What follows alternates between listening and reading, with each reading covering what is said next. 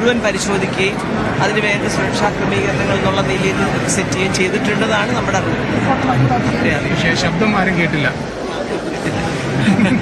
Mock drill അപ്പോൾ ഉദ്ദേശിച്ച രീതിയിലേക്ക് വന്നില്ല ഇവിടെ. അല്ല, പറയാൻ കഴിയില്ല. ഒരുപക്ഷെ 4:30 വരെ നമുക്ക് കാത്തു നിൽക്കാം.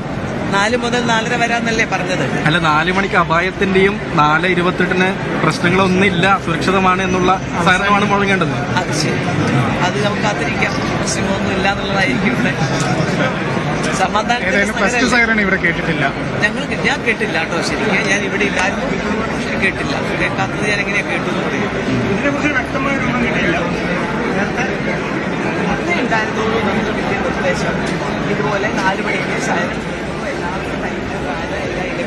വെളിച്ചമുള്ള എല്ലാം ഓഫാക്കണം എന്ന് മാത്രമേ നമുക്ക് കിട്ടിയിട്ടുണ്ടായിരുന്നു. എന്നിട്ട് ഇതുപോലെ ഇവിടെ വരണം എന്നുള്ളതാണ് സെക്രട്ടറി പറഞ്ഞത്.